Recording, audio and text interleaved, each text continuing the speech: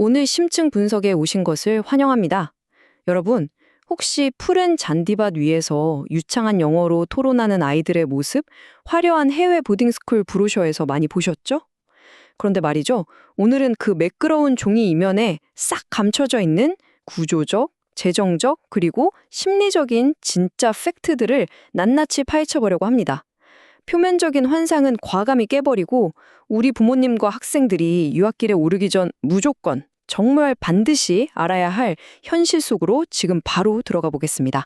본격적인 이야기를 시작하기 전에 조금은 도발적일 수 있는 질문 하나 던져볼게요. 국제학교 진학, 이거 정말 우리 아이를 위한 결정일까요? 아니면 부모의 로망일까요? 부모님들이 기대하시는 모습과 학생들이 현지에서 부딪히는 뼈아픈 현실 사이의 간극은요, 실제 데이터나 사례들을 보면 정말 입이 떡 벌어질 정도로 큽니다. 우리가 오늘 살펴볼 인지부조화가 바로 여기서 시작되거든요. 부모님들은 보통 누군가 챙겨주는 완벽한 생활관리, 24시간 완전한 영어 몰입, 그리고 지긋지긋한 사교육에서의 해방을 꿈꿉니다. 하지만 현실은 어떨까요? 극단적일 정도의 자율성, 국적별로 끼리끼리 뭉치는 소셜 클러스터링, 그리고 끝없이 청구되는 숨은 비용들이 기다리고 있습니다. 철저한 관리라는 환상과 냉혹한 글로벌 시스템 속 생존이라는 현실, 대비가 정말 극명하죠? 자, 그럼 가장 중요한 돈 이야기부터 해볼까요? 학교 홈페이지에서 확인하신 학비랑 기숙사비? 그게 예산의 전부라고 생각하셨다면 정말 큰 오산입니다. 실제로 부모님들이 체감하는 총 비용은 이런저런 숨겨진 청구서들이 날아오기 시작하면서 처음 예상했던 예산의 1.3배에서 많게는 2배까지 순식간에 불어납니다. 공시된 학비는 말 그대로 입장료에 불과해요. 진짜 재정적인 출혈은 아이들이 또래 집단의 영향을 받으면서 형성하는 이른바 글로벌 중상류층 라이프 스타일에서 시작되거든요.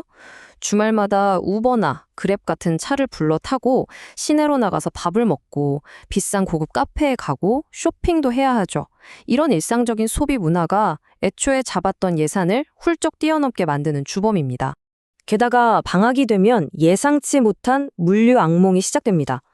방학 때 그냥 짐 싸서 집에 오면 끝나는 게 아니냐고요? 영미권 보딩스쿨 상당수는 방학 기간에 기숙사 문을 아예 닫아버립니다. 그러니까 1년에 3라번씩 비싼 왕복 국제선 항공권을 끊어야 하고요.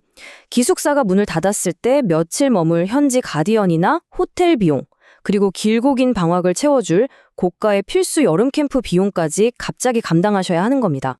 이런 비용들이 국가별로 어떻게 눈덩이처럼 불어나는지 한번 비교해 볼까요? 싱가포르 같은 경우는 학업 경쟁이 워낙 치열해서 연간 2억 원대까지 가고요. 영국은 승마나 조정 같은 특유의 사교 문화 참여 비용이 들어서 최대 3억 원에 육박합니다. 그런데 미국은요, 무려 연 5억 원에 달하는 천문학적인 수치가 나올 수도 있습니다. 대체 미국엔 어떤 엄청난 숨은 비용이 더 있는 걸까요? 그 답은 바로 이 말에 있습니다. 진짜 경쟁은 방과 후에 시작된다. 한국의 치열한 입시 지옥에서 탈출하려고 유학을 선택하셨나요? 안타깝지만 사교육에서 완전히 벗어날 수는 없습니다. 특히 미국 엘리트 대학을 목표로 하는 글로벌 경쟁은요, SAT 과외, 대입 에세이 컨설팅은 기본이고 심지어 개인 리서치 프로그램이나 스타트업 프로젝트까지 말 그대로 한도 끝도 없는 사교육 투자를 요구하거든요. 자, 비용 이야기는 여기까지 하고 이제 시스템적인 현실로 들어가 보겠습니다. 보통 한국 부모님들은 학교 선생님이 우리 아이 숙제는 다 했는지, 잠은 제때 자는지 밀착해서 꼼꼼히 관리해 주기를 바라시죠. 하지만 서구권 보딩스쿨의 교육 철학은 한국과는 180도 다릅니다. 이 학교들은 학생의 극단적인 자율성과 자기 책임을 시스템의 기본값으로 세팅해두고 있습니다. 만약 우리 아이가 숙제를 깜빡하거나 시간 관리를 못해서 쩔쩔매고 있다면 학교가 바로 개입해서 혼내고 챙겨줄까요? 절대 아닙니다. 서구권 학교들은 실패조차도 학생이 스스로 겪고 깨달아야 할 학습 과정의 일부라고 생각해요. 스스로 자기 시간을 통제하고 생활을 주도하는 능력을 기르는 것, 그 자체가 이들의 가장 핵심적인 교육 철학이기 때문이죠. 그런데 이런 자율성이 요구하는 심리적인 대가가 생각보다 훨씬 가혹합니다. 통계를 보시면 보딩스쿨 학생의 무려 71% 이상이 아주 심각한 향수병을 겪습니다. 화려한 기숙사에서 금방 외국 친구들이랑 웃으며 어울릴 거라는 환상은 버리셔야 해요. 그래서 유학을 떠나기 전에 아이가 외로울 때 스스로 감정을 어떻게 다스릴지, 그리고 학교 카운슬러나 멘토에게 어떻게 적극적으로 도움을 요청해야 하는지 부모님들이 미리 충분히 연습을 시켜주셔야 합니다. 아이들이 현지에서 힘들어하는 건 단순히 영어 문법이나 단어를 몰라서가 아닙니다. 이들이 겪는 진짜 고통의 이름은 바로 언어 피로도입니다. 수업 시간에 영어를 알아듣는 거랑 사춘기 특유의 그 복잡 미묘하고 터질 것 같은 감정들을 제2외국어로 표현해내는 건 완전히 다른 차원의 문제거든요.